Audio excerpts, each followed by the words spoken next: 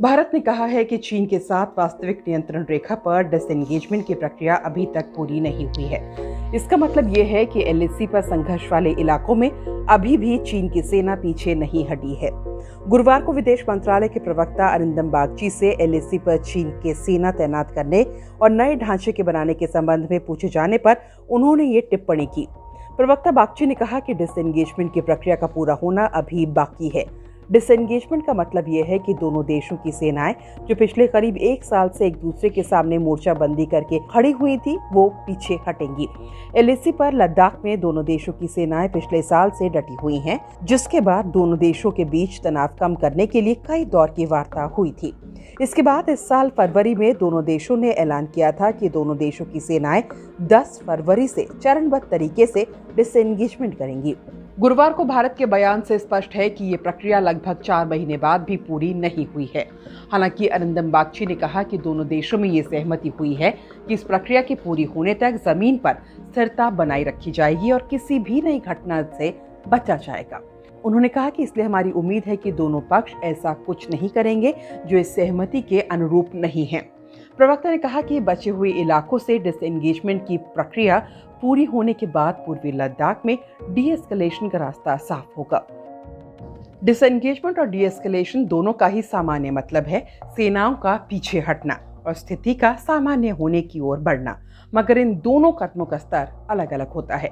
Disengagement एक स्थानीय प्रक्रिया होती है, यानी किसी मोर्चे पर जो सैनिक एक दूसरे के आमने सामने डटे हुए होते हैं वो पीछे हटेंगे, मगर डी-एस्केलेशन एक व्यापक प्रक्रिया है जो ज्यादा पुख्ता और बड़ी होती है। इसके शुरू होने से ये इशारा मिलता है कि हालात वाकई सुधर रहे हैं। भारतीय विदेश मंत्रालय ने गुरुवार को जो टिप्पणी की है उससे लगता है कि अभी जब डिसएंगेजमेंट की ही प्रक्रिया पूरी नहीं हुई तो डी-एस्केलेशन के लिए अभी भी काफी कुछ किया जाना बाकी है। भारत और चीन के बीच पूर्वी लद्दाख में उभरे तनाव की स्थिति के हल के लिए दोनों देशों के बीच पिछले साल सितंबर में 5 बिंदुओं की सहमति बनी थी। 10 दिसंबर 2020 को मॉस्को में भारतीय विदेश मंत्री एस जयशंकर और चीनी विदेश मंत्री वांग यी आपस में चर्चा के बाद इस पर तैयार हुए थे। दोनों देशों के विदेश मंत्रियों ने तब शंघाई सहयोग संगठन की बैठक के दौरान अलग से मुलाकात की थी। इसमें जो सहमति हुई थी उसके तहत दोनों देशों की सेनाओं के बीच जिन बातों पर सहमति हुई थी उसमें डिसएंगेजमेंट को जल्द पूरा करना, तनाव बढ़ाने वाली कार्रवाई से बचना, सीमा प्रबंधन पर तय सभी सहमतियों और प्रोटोकॉल का पालन करना और वास्तविक नियंत्रण रेखा पर शांति की बहाली करने जैसे विषय शामिल थे। भारत और चीन की सेनाएं पिछले साल मई के आरंभ से ही पूर्वी लद्दाख में कई जगहों पर आमने सामने खड़ी हैं और अभी तक वो पूरी तरह से पीछे नहीं हटे हैं।